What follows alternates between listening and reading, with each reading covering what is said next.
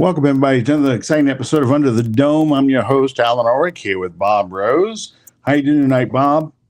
Good evening, Alan. I am not as buried as you guys are down there, but I'm quite a bit colder.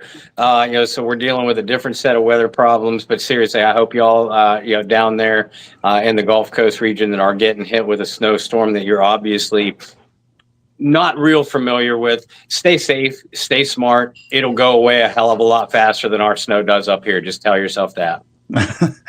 Like we were talking about off the air, I've seen snow here quite a few times since the first snowfall I ever saw was in 73, but I have never seen 10 inches of snow. I have never seen 10 inches of snow come down in New Orleans in my lifetime.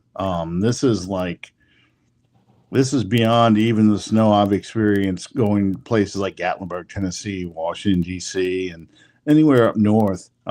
This is just it. It was something. All we could do all day was look out the window and just look at stuff and just be amazed at the snow. And I'm watching the snow build up around my doors of my house. I'm like, yeah, this is how people get frozen in their house because the door was sticking. You know, I had to keep knocking the snow off the house. I mean, off the door of the house. So it was fun though. We had a good time. Good. My dogs aren't fans, but my family were. Okay, so we're getting up to the NFC and AFC championship games this weekend. The Saints have not hired a head coach yet. To no surprise of anyone, the Patriots, we talked about this last week, the Patriots got Vrabel, and now the reports are coming out that Ben Johnson is going to the Bears. Last week when we talked about this, we thought Mike McCarthy had a good shot at going to the Bears. Now they're reporting that the Saints are going to be bringing in Mike McCarthy when we thaw out, but bringing in Mike McCarthy and I think Mike Kafka, butchered that man's name. Kafka. Yeah. Mike Kafka. I had to just think about the author. You know, it's the same pronunciation. Anyway, going to bring these guys in for in-person interviews. And people are kind of freaking out about that because at the same time we're hearing that Aaron Glenn is being courted very hard by the Jets. In fact, I saw a story today. They were supposed to have their GM and Glenn in their facility. Then Adam Schefter reported later on they both left without taking a deal. What do you make of all this? It is pretty clear that the Jets are making a hard push for Glenn. And the main angle that they're trying to use is bringing, as you said, trying to bring over the assistant GM in Detroit, where the two of them have the connection. But I mean, the fact that Glenn left the building, left the facilities today, still tells you that the Saints at least have a shot. I think this much. I think Glenn's choices are realistically down to the Jets and the Saints. There's a lot of, as you know, bogus and false and spam reports that Glenn has preferred the New York Jets the whole time. Well, no, we don't know that. Right. In fact, Glenn has never even indicated and hinted at such. But it's obvious the Jets believe that they have an angle to get Glenn by using the Detroit assistant GM because they are, unlike the Saints, unfortunately, the Jets are looking for a general manager as well. And if you're Aaron Glenn, that has to be a good hook. Get me a GM that I have a relationship with, that he knows me, I know him. That is a strong hook.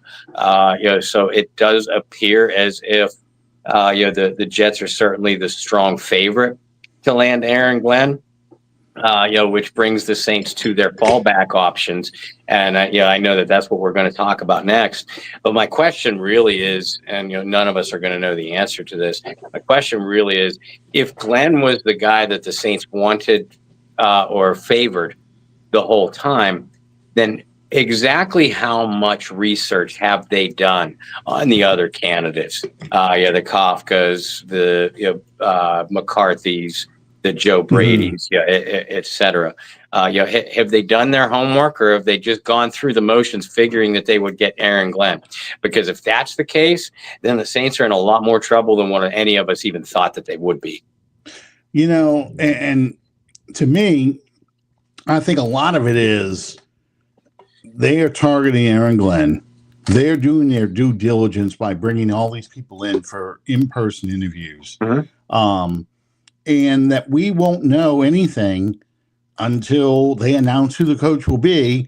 And it's probably going to be not until after the Super Bowl, because the next guy they're going to be looking at very hard is now playing in the AFC Championship game. Yeah.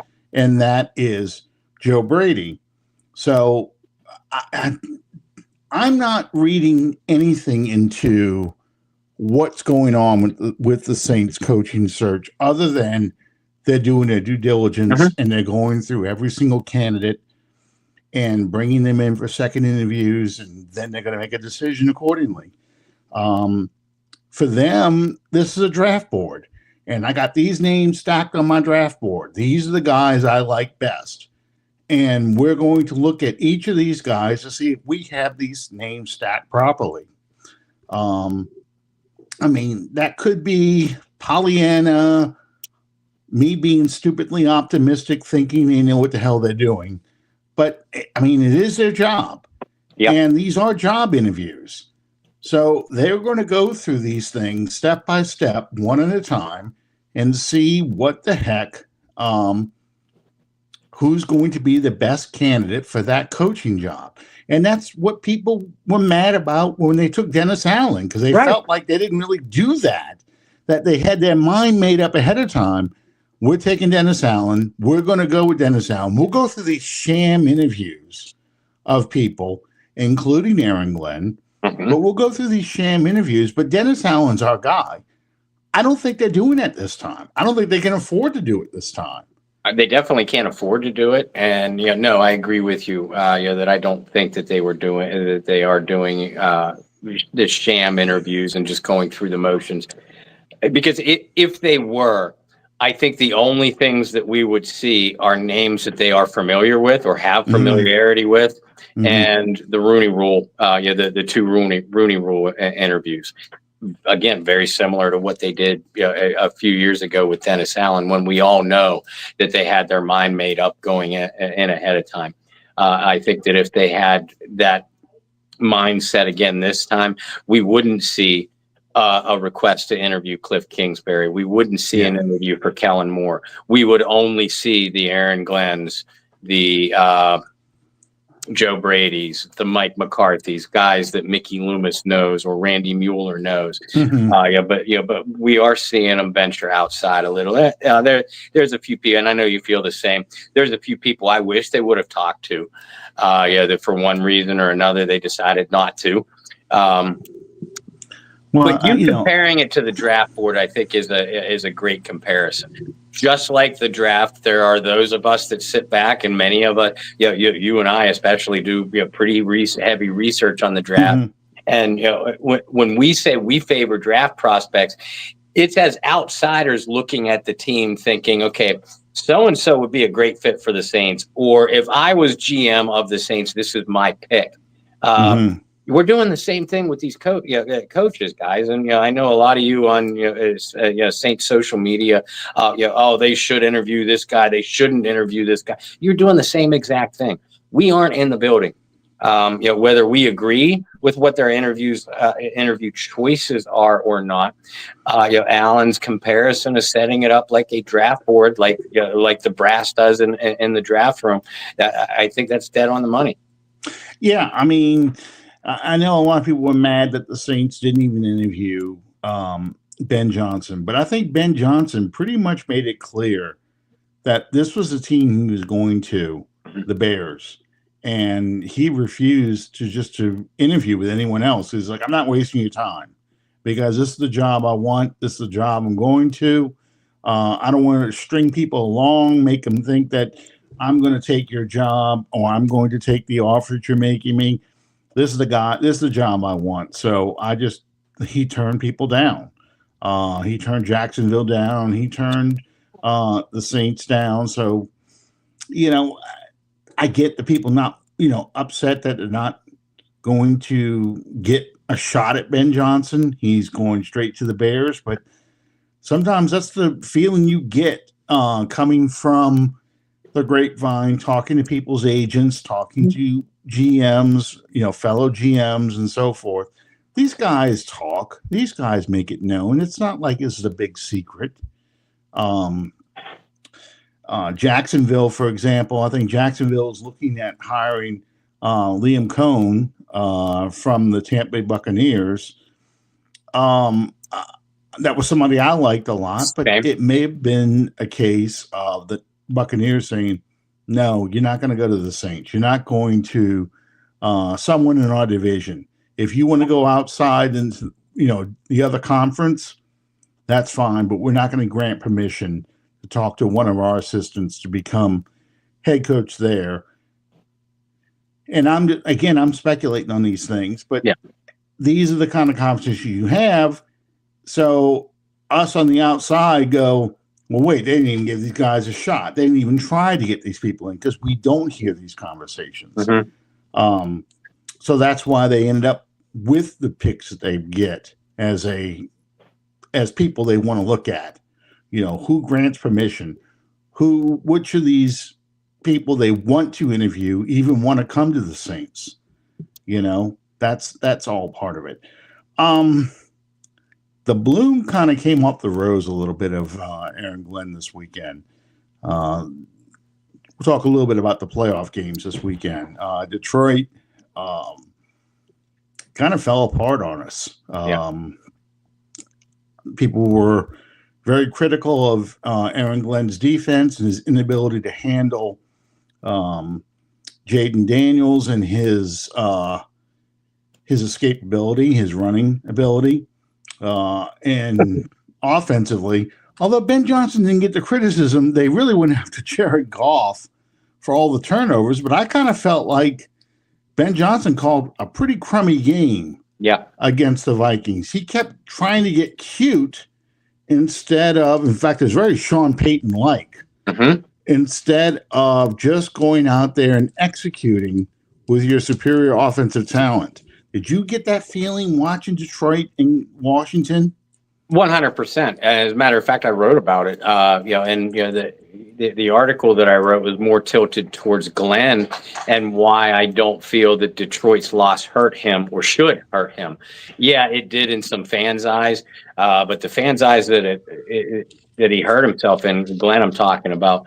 Those are the type of fans that needed to do more research. And we talked before we went on the air. Detroit might have been equally effective if they suited you and I up over the weekend. You and I up in the current shape that we're in is what I mean. Yeah. Because Detroit had 10 starters or major contributors on the defensive side out with injury, and then during the game they lost 2 more defensive backs. Yeah, one guy broke his arm. Yeah. So in other words, Aaron Glenn had no players to coach. Mm-hmm. And it's been that way the majority of the season. Yet I think Glenn did a pretty sterling job, pretty standout job of keeping that unit together, scheming towards a decent defense all year long. And even as I'm sitting there watching the game, and I knew Saints fans were going to come down on Glenn. I just them after a while.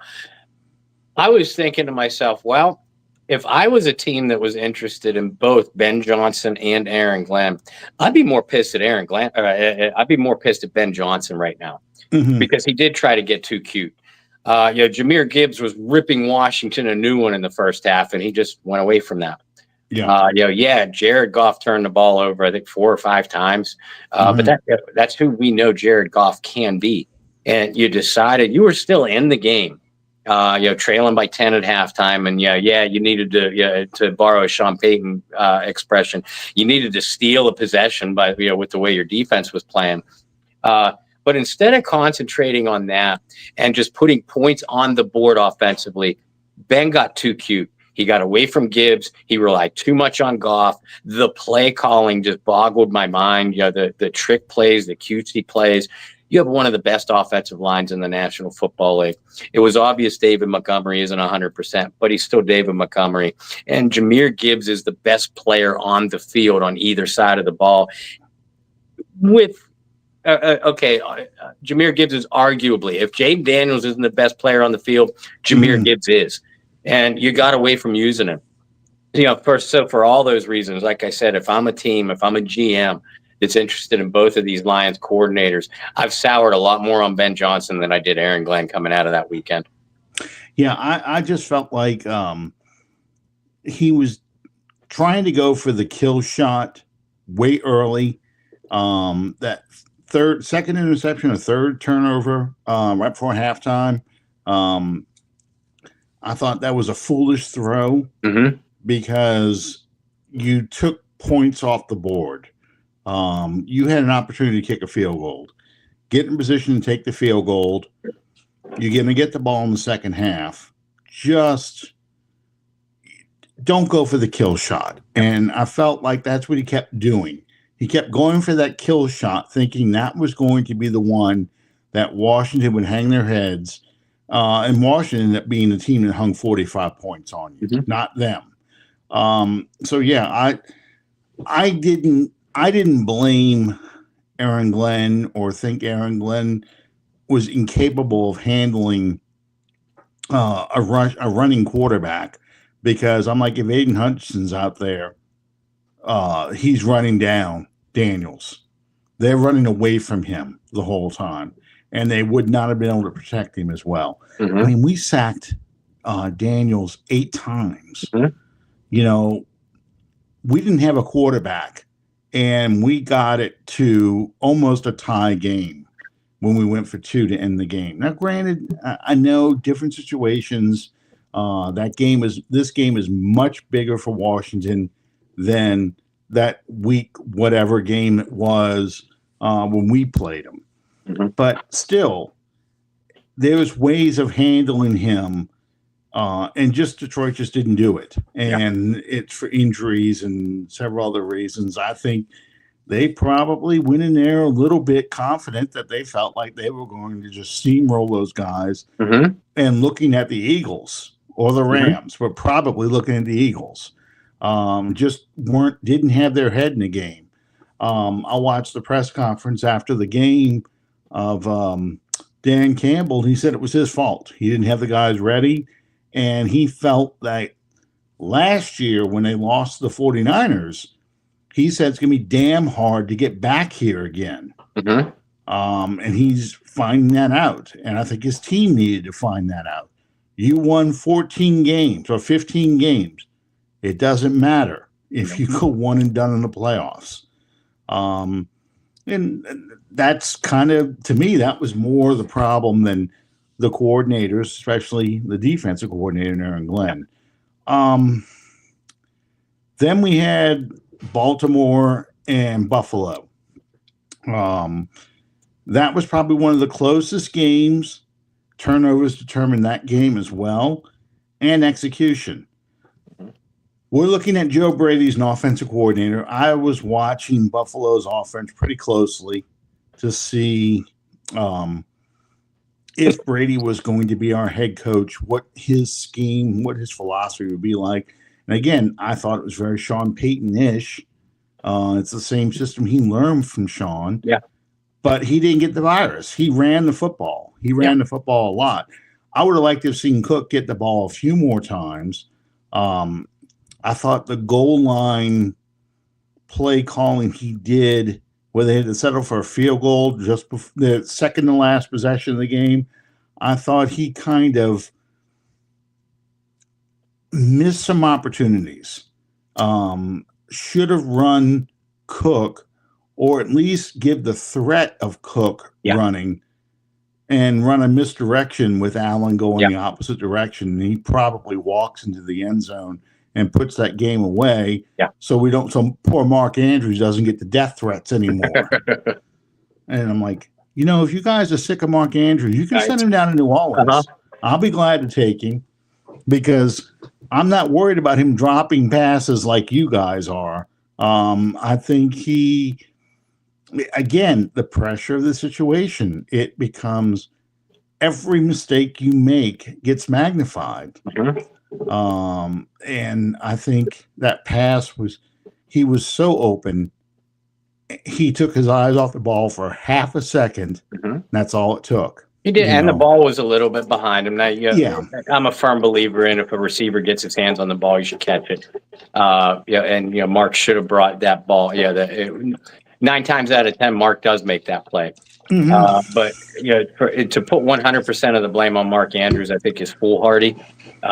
Because the pass wasn't there. The pass was behind him. If you look, Andrews reached back while sliding. Hmm. And again, Mark needs to make that play. But in my opinion, Baltimore lost the way Baltimore loses most of their playoff games. They want to prove to the world that Lamar Thank Jackson is you. a quarterback, not an athlete at the quarterback position. And every single playoff game they have lost with Lamar Jackson has been the same way.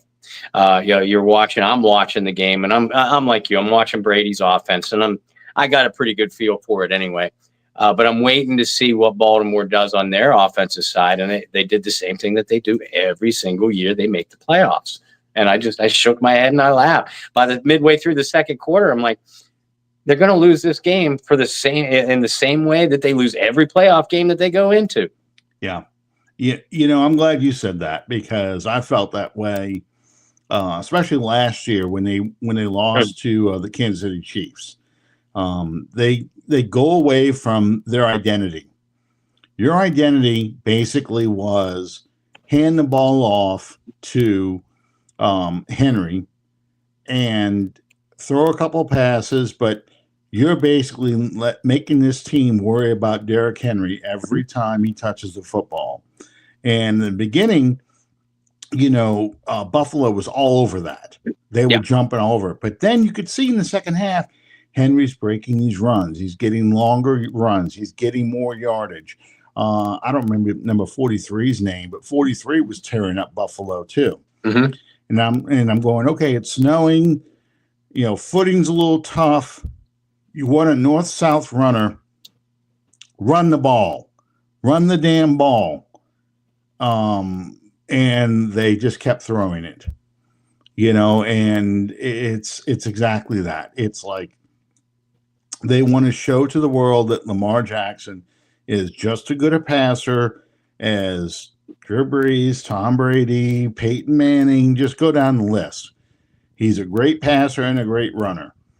And they go away from their identity and who they are built to what they are built like. I mean, that was the whole reason why you brought Henry there in the first place, is because Right. you wanted that north-south runner in the snow, in the elements, to pound on defenses. So in the second half, he's getting those bigger runs, and teams can't. And they were doing it during the regular season. That's what was insane. And then they do the same thing again because I guess they want that narrative. They want to cement. Yeah, he's the MVP. Look what he did in this game. Right.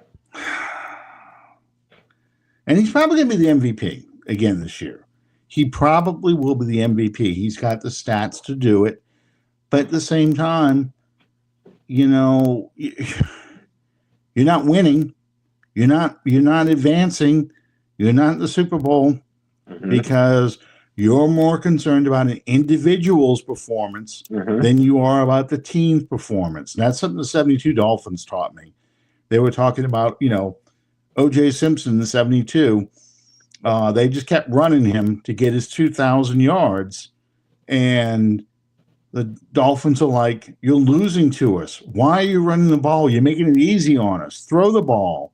You try and win the game. But they were concerned about O.J. Simpson's achievements rather than team achievements. They said that was the big difference between the 72 Dolphins and the 72 Bills. So they're not going to figure it out either. They're not going to change. They're going to do this again next year. Yep. I would bet my house on it. And it's not until they figure that out and try and win the game as a team, Hmm. they won't advance. And listen, I Um, love John Harbaugh as a coach. I do. I think he's one of the best coaches in the NFL. He's one of my favorites. Uh, so, if Baltimore ever gets sick of John Harbaugh and his, I saw a stat posted by an angry Ravens fan. Harbaugh is only 3-7 in his last 10 playoff games. All right, fire him. Got a place for him right down here. yeah. Well, and he's a little entrapped. He is trapped with, and this is a weird thing to say because I don't want to make it sound like that Jackson is a problem, but he's trapped with this because he's your best player on your team, bar none. So you're trying to showcase him or put the Yep. ball in his hands to win a game. But much like Elway, and I know you're going to appreciate this, much like Elway getting his butt handed to him in 2 Super Bowls, it's not until Terrell Davis shows up and you take the pressure off of Elway from being Superman. And we said this about Drew Brees too. Mm-hmm. You take the pressure off of the guy to be Superman and just let him be the conductor of an offense and let your playmakers make the plays. Yep. Let someone else carry the load. That's the only way you're going to win. Yep. That's the way you win. And I know you know this, and I think that experienced NFL fans like us, will appreciate this. I'm sure you remember the John Madden quote in the early '90s. I think it was towards the end of that ridiculous 13 or 14 straight Super Bowl winning NFC run. Madden was asked why. And he boiled it down in a nutshell. He said, you look at the quarterbacks that the AFC had: Marino, Elway, Kelly, Moon, all Hall of Famers. And then you sprinkle in Esiason, Kosar. You were at the tail end of Dan Fouts' career. What those AFC teams did when they got those quarterbacks, and Eason went to a Super Bowl. O'Brien won Kenny O'Brien won an NFL MVP. These teams got these quarterbacks and built basically a finesse passing offense around them. So conversely, on the defensive side in the AFC, you built strong secondaries, lighter pass rushers. Meanwhile, the NFC maintained a physical level of play. Strong running backs, smart system quarterbacks, physical, big, powerful, intimidating defenses. And that's why when it came to the playoffs and the Super Bowl, the NFC dominated for the stretch that they did until Elway, Shanahan, Terrell Davis broke that string. Yeah.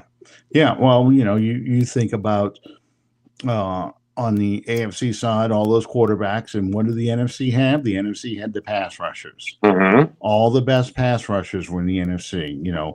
Lawrence Taylor, the 85 Bears defense, Dexter Manley. Then after Dexter Manley, you had Charles Mann, Pat Swilling.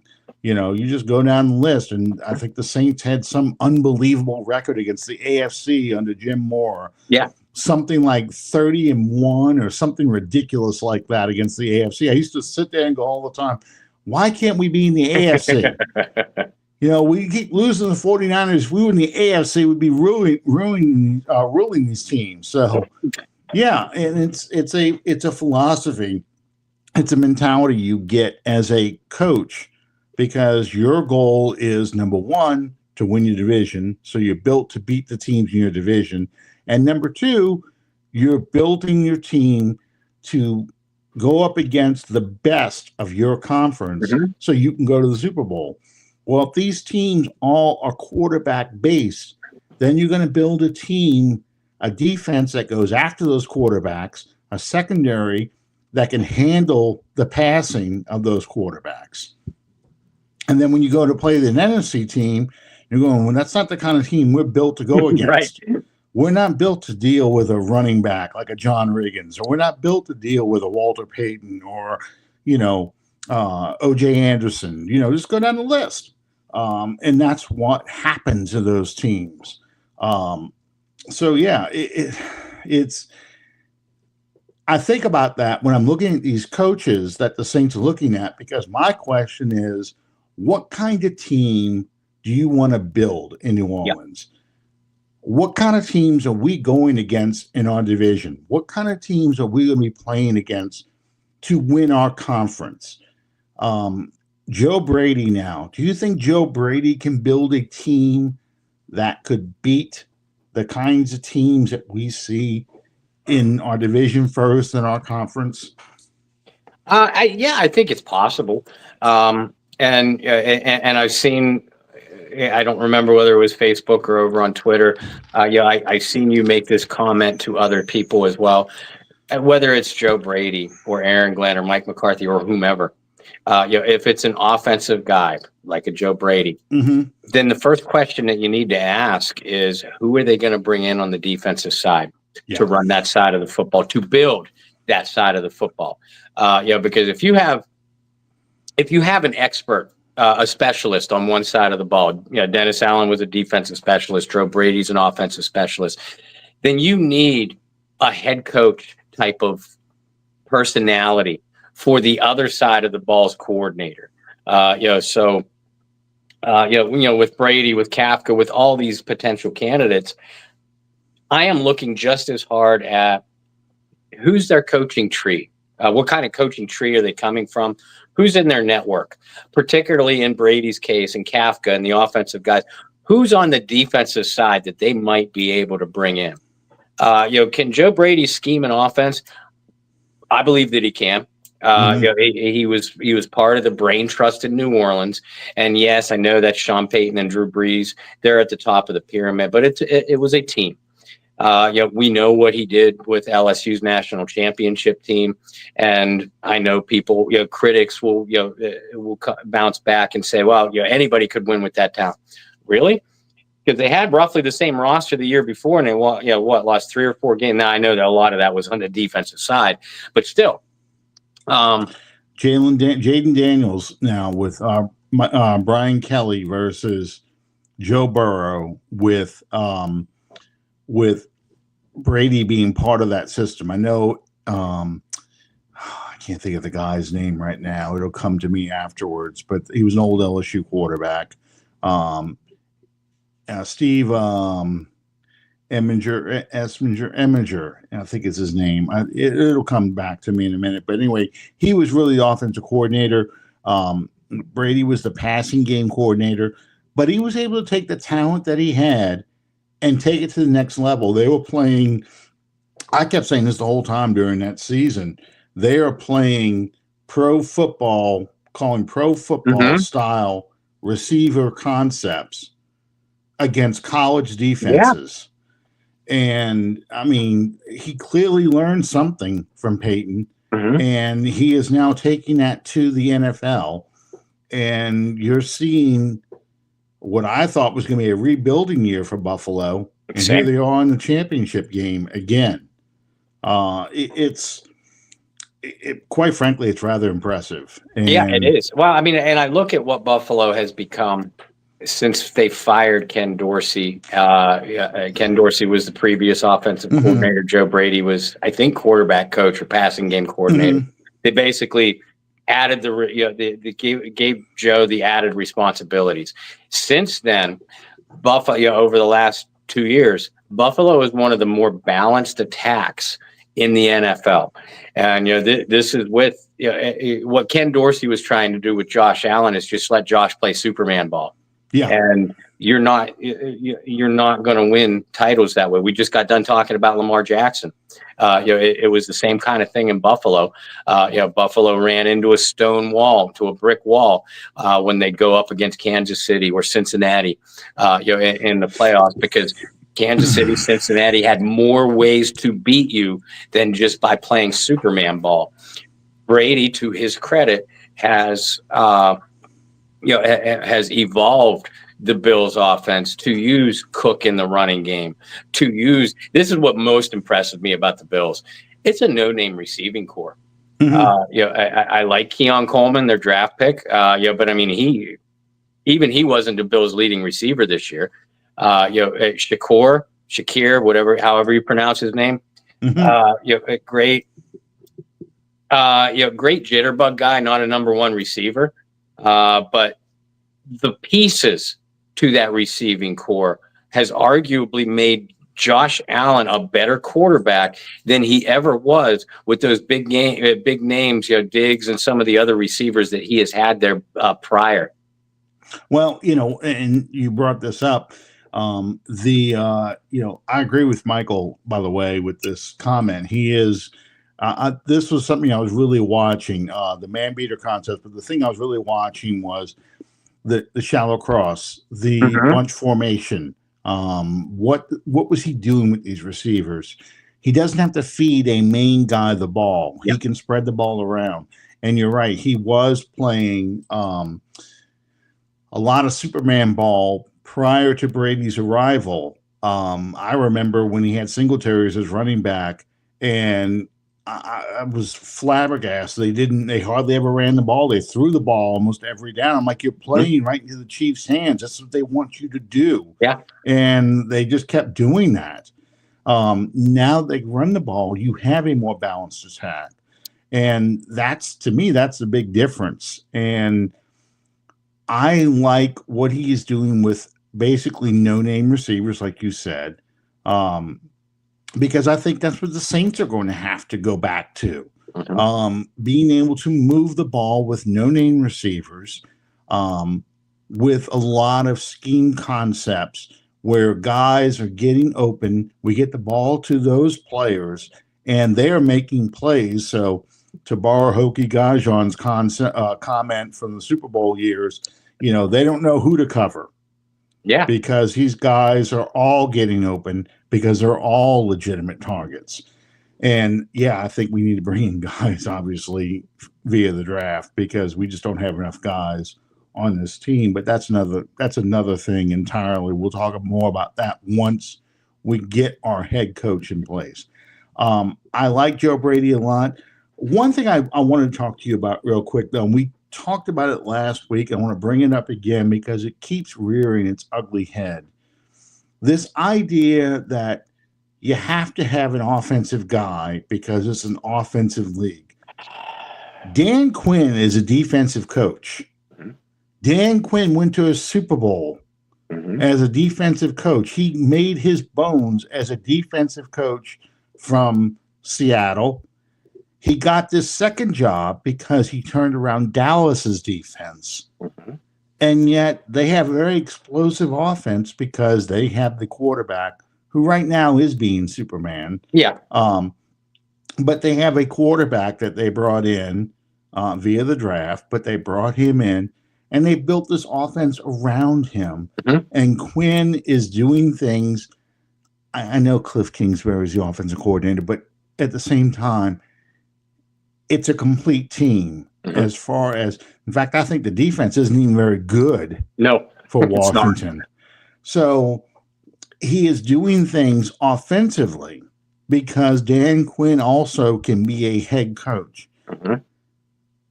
Aaron Glenn, Joe Brady, do you think they are both head coaches or are they coordinators who will be coordinators, who are better coordinators and head coaching kind of people because their heads are more, I'm on this side of the ball, I'm not on that side of the ball? That's a great question. And you have to look at the personalities of each guy. Aaron,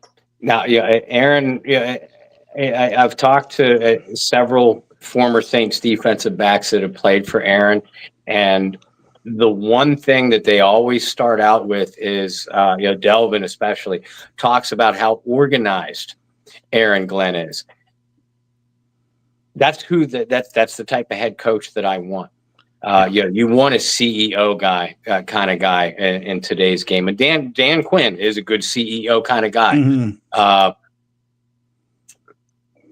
But having said that, Aaron is also such a fiery personality that you have to wonder if he's not going to come into New Orleans or wherever he lands, and say, what, guys, I got the defense. I'm going to hire so and so as my offensive coordinator. Let them run that side of the ball as you should. So personality wise, Joe Brady strikes me more of a CEO guy. Let the coordinators coordinate, and I'll just oversee everything, and I'll make the game day calls. The clock management, timeouts, et cetera. And again, with Joe coming from the Sean Payton coaching tree, that offense, we knew who was in charge of that offense, and it wasn't Pete Carmichael, it wasn't Joe Brady. Those guys on the branches of the tree limbs of that Saints offensive coaching tree, they had to tuck their egos in their pocket. Otherwise, they weren't going to be around very long because they weren't going to fit in. They were going to get steamrolled by the Breeze Payton machine. And again, this is just my hunch. Based off of personalities, what we've seen, and the background that each coach has, I got to believe that Joe Brady would give us a little bit more of that CEO kind of guy. The Buffalo Bills have a few former Saints assistant coaches on the roster. Aaron Kromer, for example. Yeah, Ronald Curry. Yes. Robert Curry is another one. Yeah. I can see him bringing some of those people over. Sure. And a few weeks ago, people were like, oh my God, we need to get away from Sean Payton. We need to totally distance ourselves from that and do something new and different. I'm, with Aaron Glenn, with Joe Brady, and some of the people that they know and done, and the success the Broncos had, the success Detroit had with all these ex-Payton people. I'm kind of like Loomis in this regard. Like, not sure why you want to get away from that, because it's still working. We made a bad hire in a coach, but it doesn't mean the system's bad because we made a bad hire. We just picked the wrong guy. Yeah, clearly. Do you remember how many people wanted to fire Pete Carmichael and promote Ronald Curry to the offensive coordinator? Yeah. And I think he would have made it good. I have always liked Ron as a coach. Yeah. Aaron Kromer, we know, can coach up a running game. Peyton's best running teams were when Kromer was on that staff in the early 2010s, and that Super Bowl run too, where you're hitting teams with running back by committee. Yeah, the Saints were still among the league leaders in passing production. But they were always a top 5, top 6 rushing offense as well. You give me a Joe Brady or an Aaron Glenn, and you tell me that they're going to bring over a Ron Curry and or an Aaron Kromer. I can't say I'm against that either. Yeah. Well, and then the other thing that people like, and this is why they kind of lean more towards an offensive coordinator than a defensive guy, because they feel like if you bring in an offensive guy, he can find a defensive coordinator. We see Dennis Allen getting interviews to go up to Chicago with Ben Johnson, where we hear people talk about bringing back Ryan Nielsen, getting Robert Saleh. They know defensive coordinators that can work, and I don't know if they have any kind of. I know Nielsen has some relationship with the Saints and probably with Brady and Glenn both, but Robert Saleh, I don't know if he has any relationship with anybody he could come into. That's something that before I start throwing out names as defensive coordinators, it's hard to say who you could have as an assistant, because Greg Williams had no relations to Sean Payton prior to him coming in 2009. Right. Mike Nolan, same thing. Dick Nolan, when he was head coach of the Saints, that was another owner and an entirely different organization back then. But when it comes to offensive guys, people don't know many names. So I think that also feeds into, this is why we need an offensive coach, because I know defensive coordinators that can come in and play with our defense and do some things. Offensive guys, I don't know who you bring in. Kubiak looks like he's going to be going somewhere else. So people are like, okay, so who's going to be the offensive coordinator? Somebody you just mentioned a little bit ago, Ken Dorsey. People are like, I don't like Ken Dorsey, you know. So where we're going to get this offensive coordinator from? And that was part of the issue they're having with the Giants offensive coordinator that we're interviewing for the head coaching Right. job. They're like, man, I don't want that guy because, um, you know, Giants offense stunk. You know, they were a terrible team. But that's where people, and I saw you respond, and it's the same Mm-hmm. way I would have responded.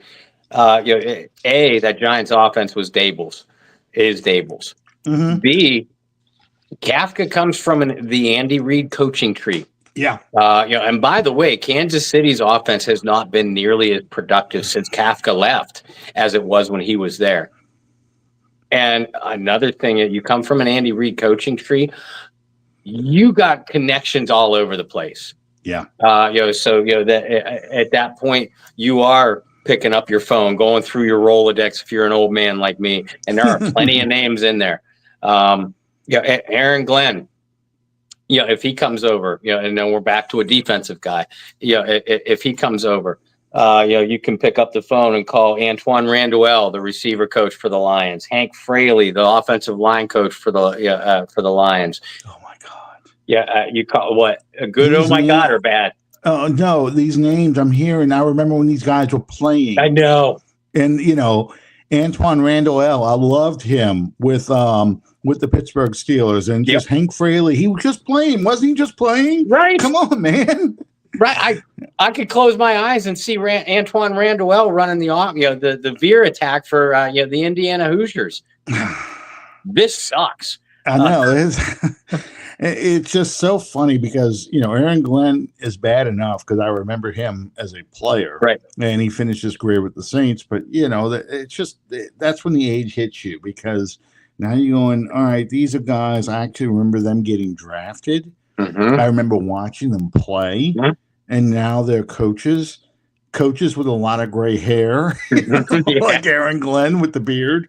So no, I don't. I didn't mean that in any other negative way, other than the fact that wasn't he just playing like 10 years ago?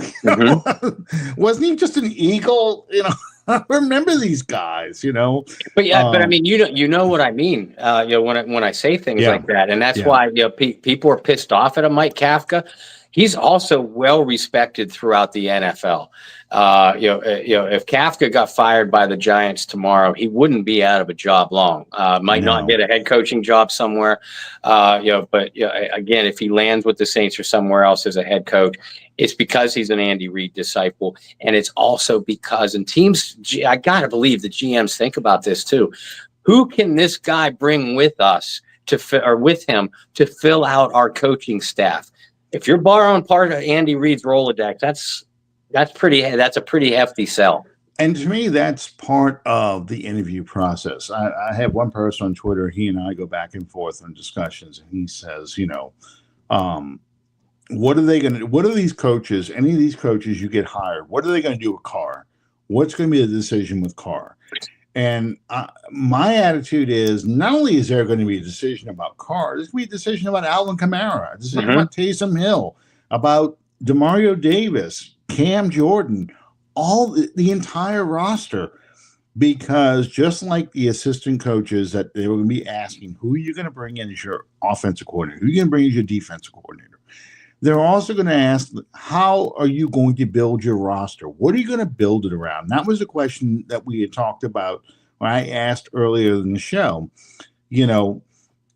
What is your offensive philosophy? How are you going to build your team to beat the types of teams that we're going to play in this division? You've got two teams with young quarterbacks in Atlanta and Carolina now. How are you going to handle those kind of quarterbacks, mobile quarterbacks who also throw the ball well? How are you going to handle those guys? Tampa Bay is a team that keeps winning in its division. How are you going to dethrone them? What are you going to do offensively and defensively to beat these guys? Because those are three teams you got to beat before you even think about getting to the playoffs and going to win the conference championship and so forth. Because then the next question is, well, then how do you handle the Commanders? How do you handle the Eagles? How do you handle the Lions, the Vikings, now the Bears, maybe? How are you going to deal with these guys? Because we're seeing the age of the quarterbacks is coming back. It's not quite as divided now as it was in the 80s, but if you've got an elite quarterback, you're going to go to a championship game. You're going to be in the playoffs every year. All the teams that went to the playoffs all have good to elite quarterbacks. Nobody went in there with a bad quarterback. Right. Nobody went in there with quarterback problems. And that's just the reality. So, yeah, Derek Carr is part of the conversation, but so many other players are too, because all the things we were complaining about with the Saints, with the drafting they're doing. You got to find guys that can do the things that you want to do, like handle mobile quarterbacks. So we might see an entirely new defensive scheme. This is something else I brought up earlier.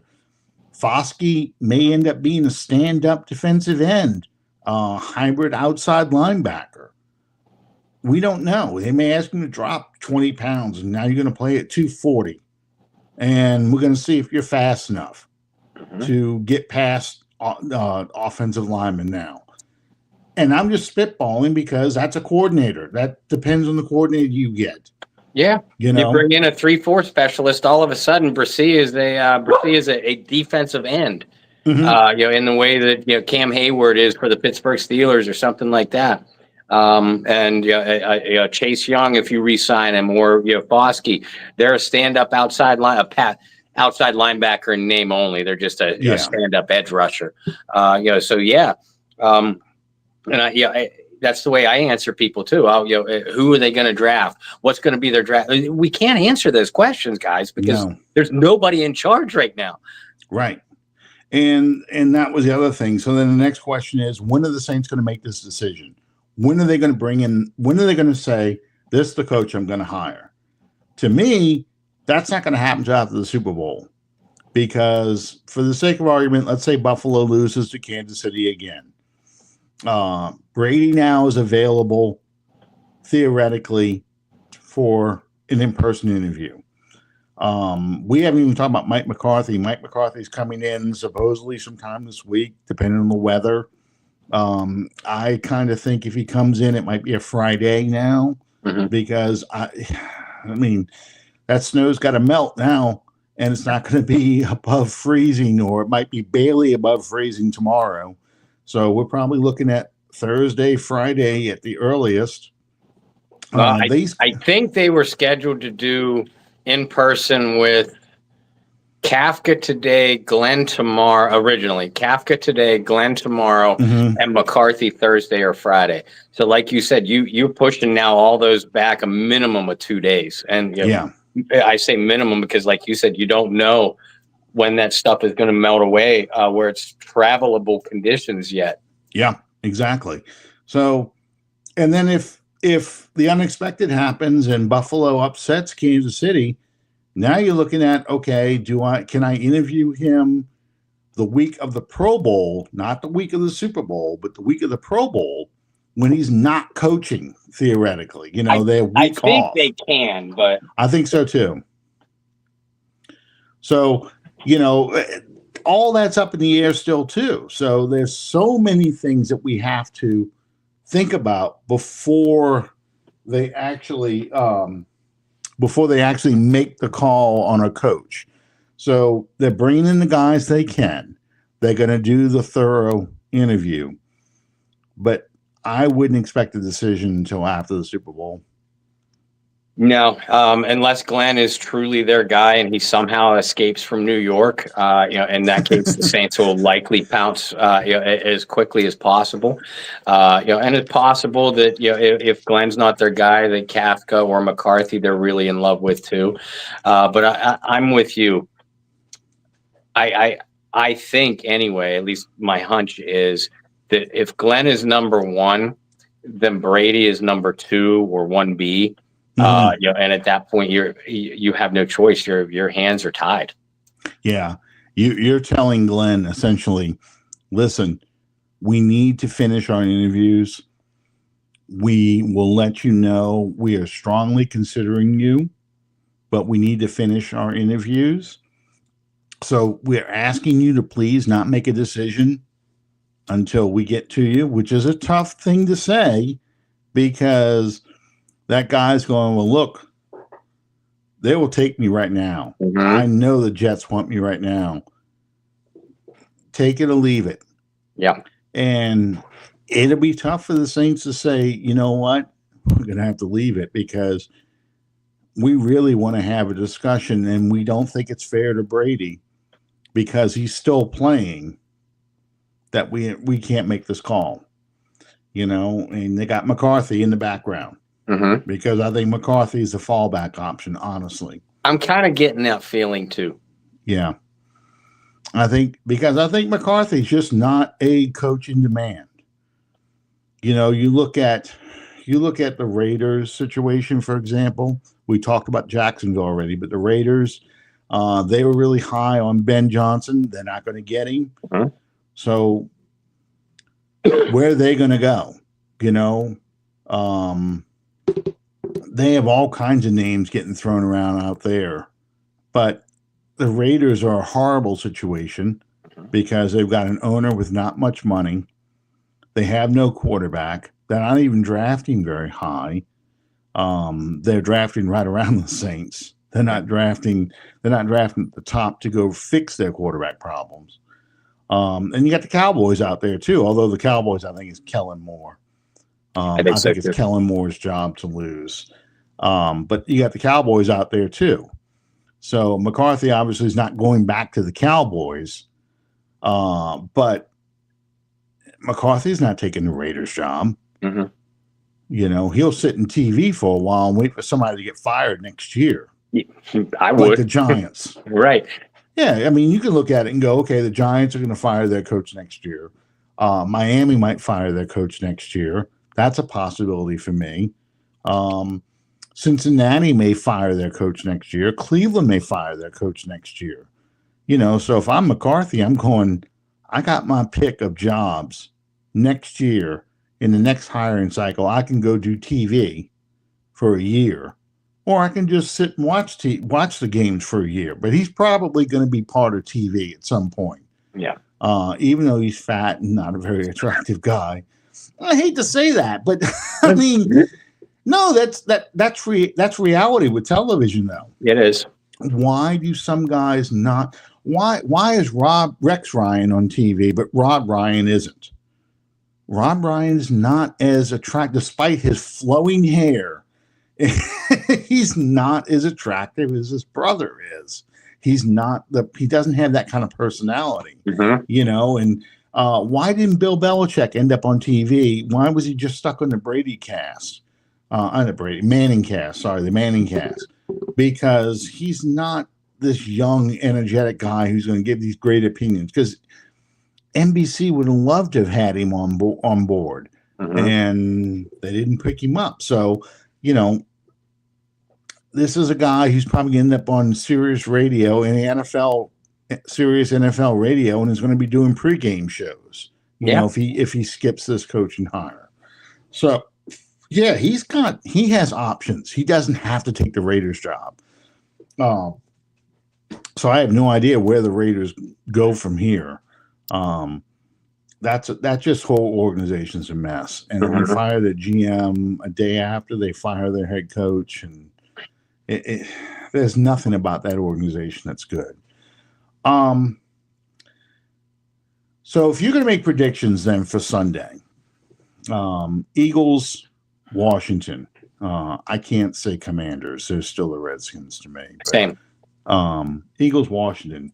What do you think's going to happen in this game? I tell you, I think it could be another high scoring game. Mm-hmm.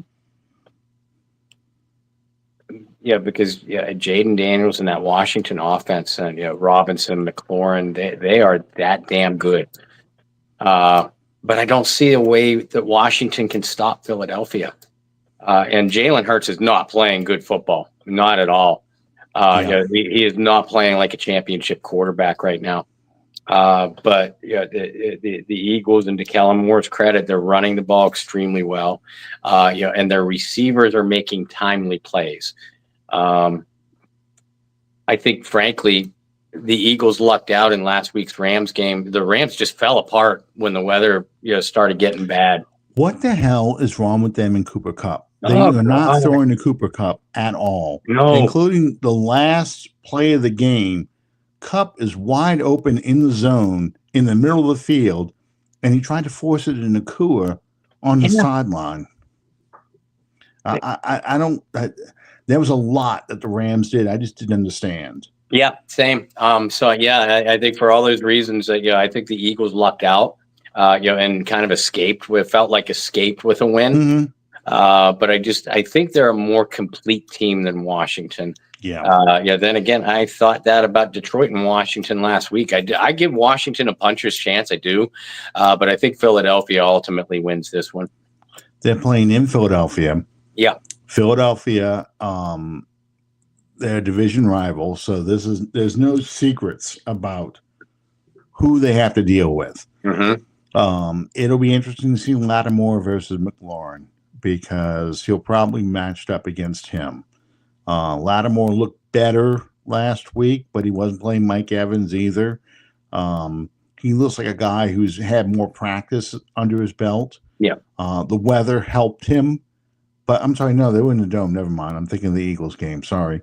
They were playing in the dome. So, but I think Lattimore matches up well with McLaurin because he's the kind of receiver. You mean AJ Brown?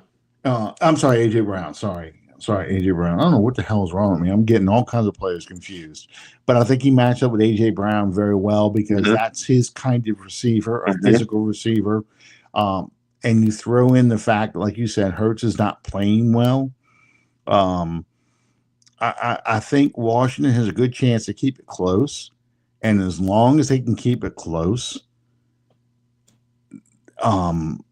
Daniels has a chance to pull out a miracle. Yeah. That he has been known to do. Do what he has to win a game. It'll be really interesting to see, though, the Washington offense versus the Eagles defense, because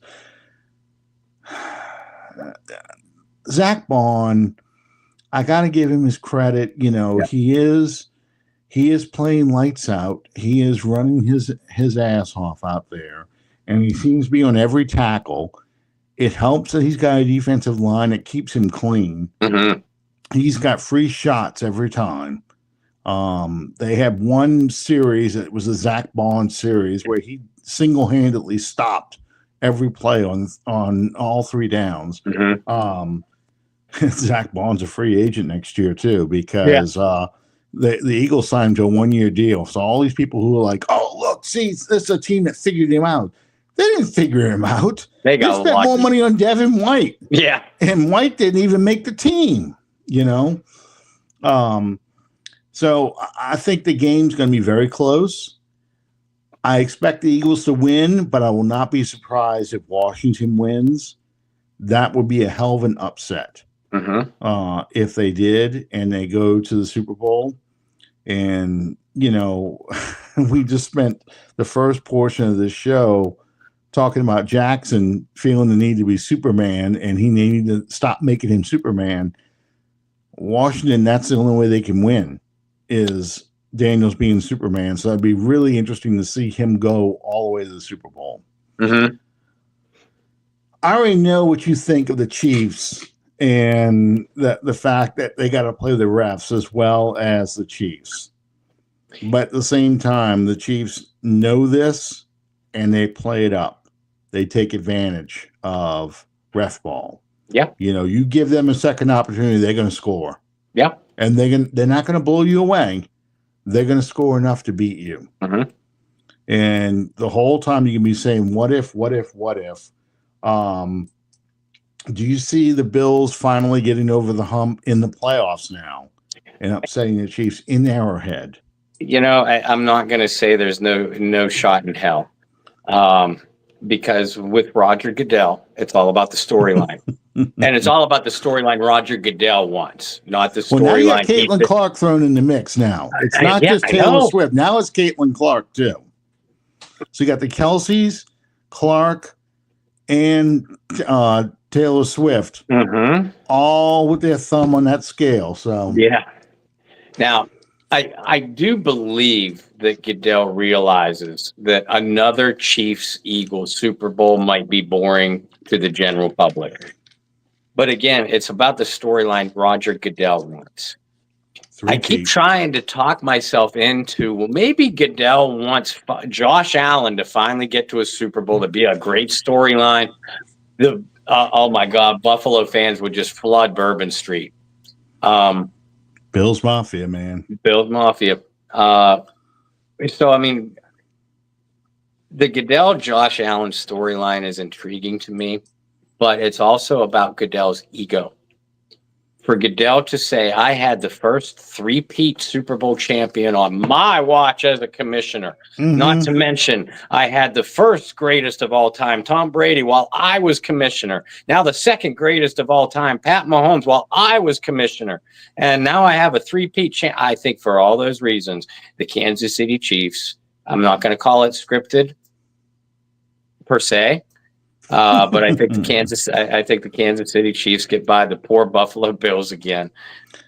Look, man, when they scored to send it to overtime at 13 seconds, to me, that's in the back of your head the whole time. Especially a guy like Josh Allen. You know, he just sat there and watched. I left him 13 friggin' seconds. 13 seconds. They had 3 timeouts. But to move the ball, to kick a field goal to tie in less, and he didn't even need all 13 seconds. I think there was still like 3 seconds left or something ridiculous like that. That's a hell of a, beyond Goodell and ref ball and everything else, that is a mental hurdle that is so difficult to get over because you never feel like the game is ever over. And you're going to press and you're going to do things because you're going to think, I've got to make this play because every punt is going to feel like a turnover. Every time you go down and don't score, that's going to feel like a turnover because it's like I'm giving them one more shot.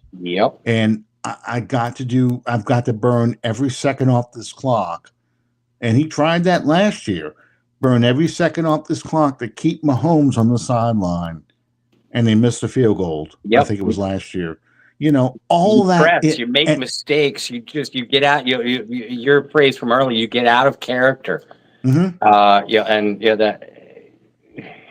I see it happening again too. Exactly the way you said it would play out. Because I'm thinking about me as a Saints fan, just dealing with Joe Montana. And it felt like we could never score enough points to put Montana away. That Montana was going to come back.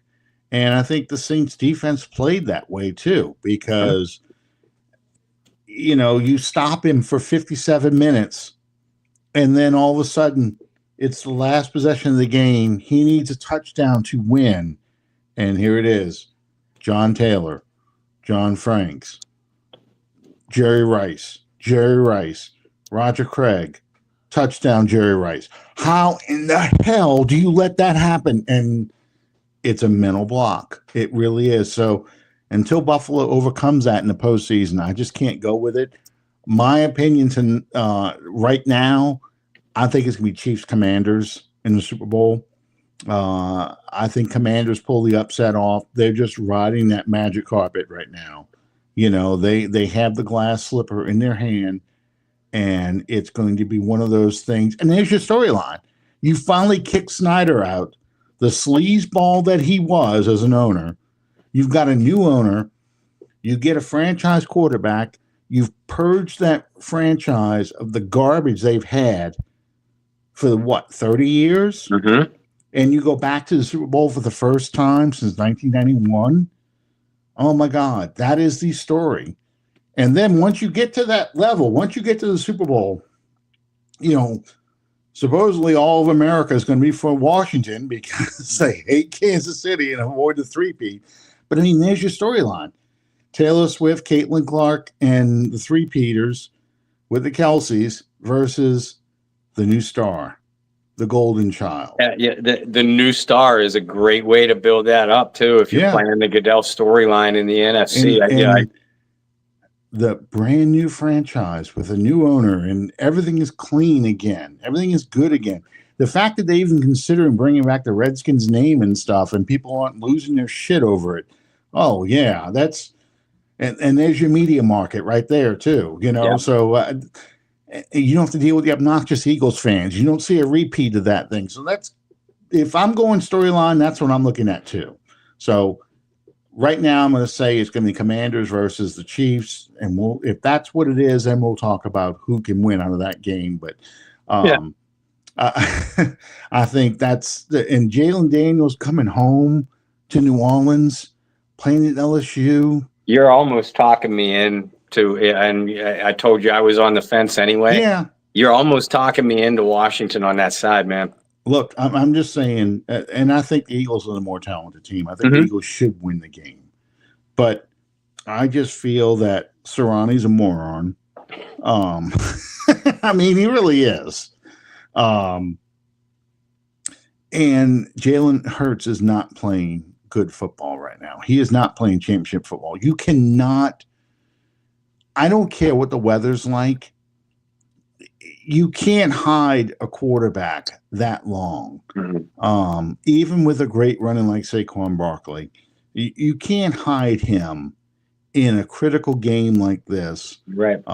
He can't throw for 166 yards. He's got to hit A.J. Brown. He's got to be able to stretch that defense and throw 3 touchdowns, because that's the way you're going to win this game. You're not going to win this game strictly running Barkley.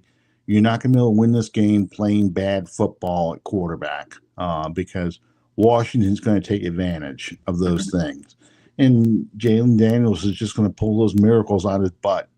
I was at the LSU-Alabama game where he won that game in Tiger Stadium, and going forward on fourth down going forward in overtime for the touchdown, I think it was, and he got it. And it's just like he's just got that magic touch right now. So that's kind of how I feel on that. You have Bayou Blitz this weekend? Yeah, we got it. Yeah, we got it tomorrow night, 8 p.m. Central Time.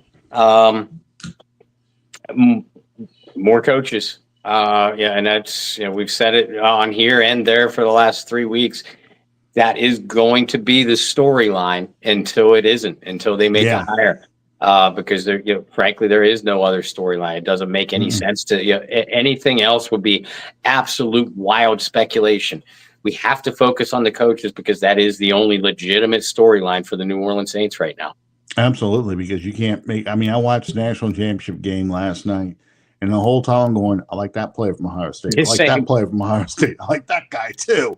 But we don't have Sean Payton anymore. So are we drafting from Ohio State anymore? I don't know. Joe Brady probably go back to Ohio State and start picking up those guys. Aaron Glenn, maybe.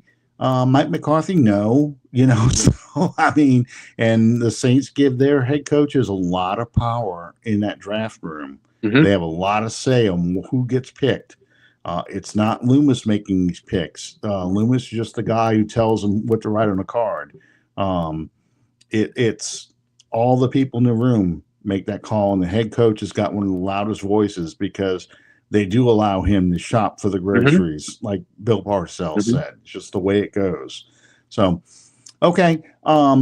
Check out the Bayou Blitz tomorrow night at 8 o'clock your time, 8 o'clock 8 Central. 8 Central, 9 Eastern, yeah. Okay. And in the meantime, we'll try and thaw out here. I'm hoping you're going to thaw out there. Enjoy the rest of your week. NFC and AFC championship games. I'm already been playing my Super Bowl highlights. This is the best part about when the Super Bowl, because we get to watch the Saints win and we get to relive 28-3. Yes. And it's always as amusing the 100th time you watched it Mhm. as it was the first time. So thank you guys. Good night, everybody. Night.